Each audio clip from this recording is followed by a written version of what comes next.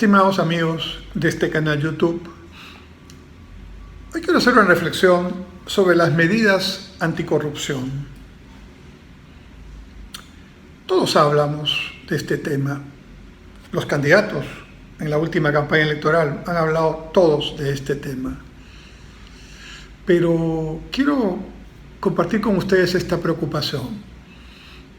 Creo que muchos hablan del tema porque tienen que hablar, porque es un esnovismo, o si no hablan piensan que no van a conseguir los votos o el apoyo necesario, pero no están convencidos, si llegaran a tener posibilidades de acción, de tomar medidas que realmente disminuyan la corrupción. La corrupción no es un tema solamente del Estado, es un tema general de la falta de valores en la sociedad peruana y mundial, pero estamos hablando del Perú. La corrupción no se va a eliminar o a disminuir solamente con medidas drásticas que tienen que ver con el debido proceso y con discursos encendidos, con amenazas, digamos, de acusar de corrupción al que consideras un adversario político, que también es un tema que ocurre. Yahya de la Torre lo había dicho hace muchos años cuando en un discurso señaló: ¿y quién moraliza a los moralizadores? Actualizando aquel mensaje de Yahya de la Torre, podríamos decir ahora: ¿quién controla a los controladores? ¿Quién fiscaliza a los fiscalizadores? ¿Quién moraliza a los moralizadores? Porque muchos de los que dicen que son anticorrupción tienen una vida y una práctica que no es muy propiamente anticorrupción. No predican con el ejemplo. Y lo más grave, desde mi punto de vista, se quedan en planteamientos que, dados en un discurso político o en una oferta electoral, pueden tener cierta cabida. Pero los temas fundamentales para luchar contra la corrupción tienen que ver con asuntos concretos. Por ejemplo, tomando el texto bíblico, cuando estaba la mujer a quien iban a apedrear y Cristo pregunta: quien esté libre de pecado, que tire la primera piedra. Yo digo, muchas de las personas que son grandes, entre comillas, moralizadores, que hablan de la lucha anticorrupción, y muchos de los políticos que están en esa línea, podrían asegurar frente a una cámara y mirando a los ojos a sus electores o a los ciudadanos que, por ejemplo, las listas de congresistas para esta campaña electoral, o de regidores o de consejeros para las campañas municipales y regionales últimas, se han dado en función de criterios profesionales, académicos, sociales, de liderazgos, de experiencia de vida, de capacidades de servicio, o se han dado en función de cupos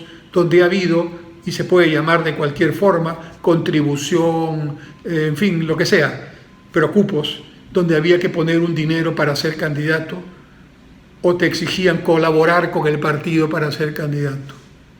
¿Quién se pone frente a un público o una cámara y le dice: en el caso nuestro no ha ocurrido?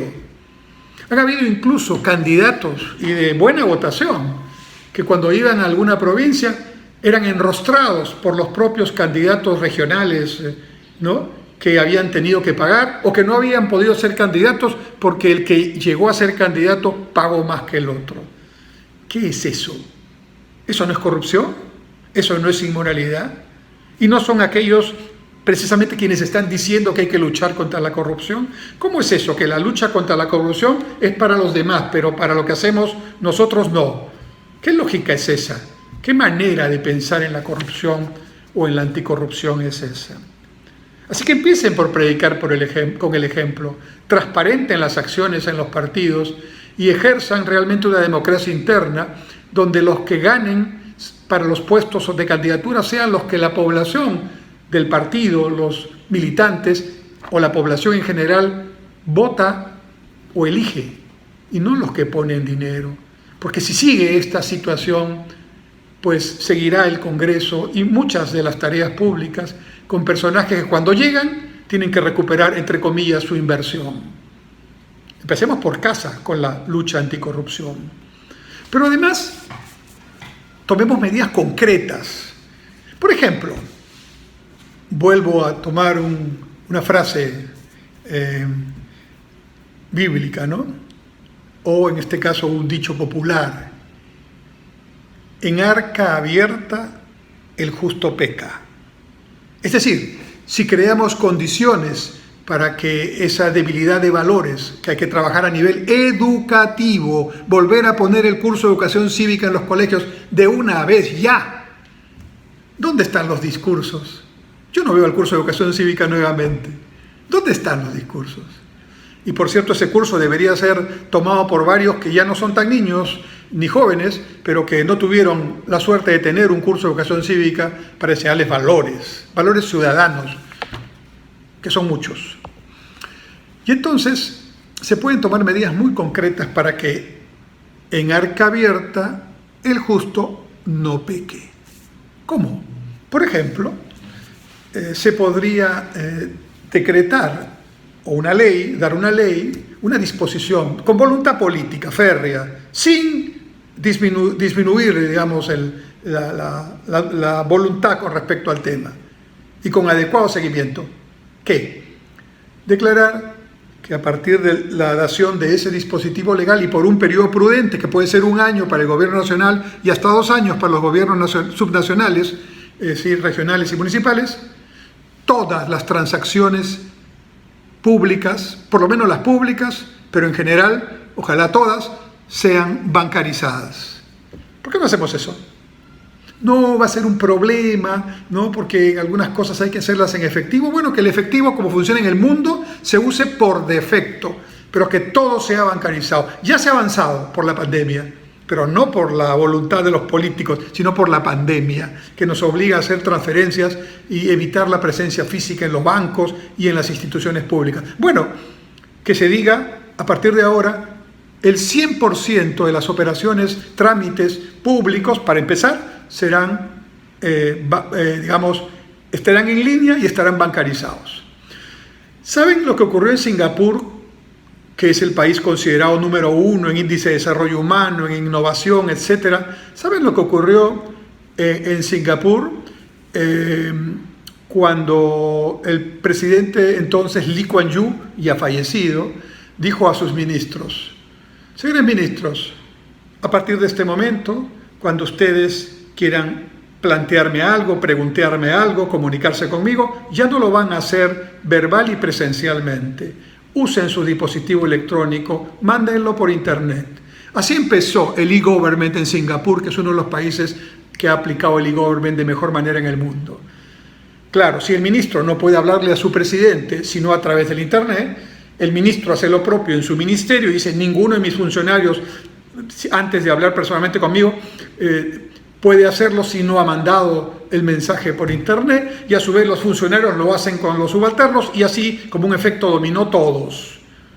Conclusión: en un tiempo razonable y corto, todo Singapur estaba interconectado en el e-government, 0 papeles, 0 trámite, a través del acto físico donde se produce la interacción entre el funcionario y el ciudadano. Y en esa interacción viene la discrecionalidad, el arca abierta, y cuando viene la discrecionalidad, la posibilidad de que haya, por el favorcito, entre comillas, ¿no?, algún tipo de prebenda, de pago. Eso es corrupción, pero que se puede evitar como dicen los muchachos, si se genera esta situación. Se van a tocar muchos callos y se van a romper muchos huevos para hacer tortilla, porque esta medida rompe con muchos vicios. Por ejemplo, en las compras públicas, donde esa interacción también se produce. Y ahí hay otro aspecto, ¿no? La logística debería estar a cargo de personas idóneas. Por lo tanto, todas las instituciones del sector público deberían ser ISO 37001 obligatorio, que es una certificación de calidad contra la corrupción, contra el soborno. Y uno de los requisitos del ISO 37001 es que las compras de la institución que sea, en este caso el sector público, tengan que ser encargadas a personas idóneas. Una persona idónea no puede ser, por más inteligente que sea y por más capacitada, una persona que tiene deudas con el sistema bancario no pagadas o temas de pensiones económicos para hijos no atendidos. Una persona que tiene esas dificultades está en fragilidad frente a la posibilidad de un soborno. Allí hay que poner no solo a personas preparadas con sólidos valores, sino a personas que no tengan estas dificultades. Eso lo dice la ISO 37001, que hoy se aplica en las principales empresas e instituciones públicas del mundo. Muy bien, queremos luchar contra la corrupción, ahí tenemos otro tema concreto. Y decía también el e-government, la bancarización, el ISO 37001, la denuncia anónima, las compras públicas a través de la subasta inversa, a través de las compras conjuntas, a través de las compras electrónicas, para romper todos esos casos de los proveedores que siempre son los mismos, porque los que están al otro lado también siempre son los mismos. Y eso es un tema generalizado.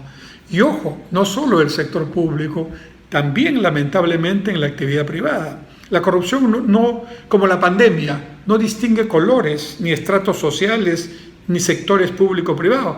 Es un tema generalizado que debemos afrontar si realmente lo queremos hacer con voluntad férrea, con continuidad y sobre todo predicando con el ejemplo. ¿Quién moraliza a los moralizadores? Y podríamos decir en estos tiempos, ¿quién pone en práctica realmente lo que dice que hay que hacer en la lucha contra la corrupción? ¿Quién empieza dando el ejemplo? Ahí está.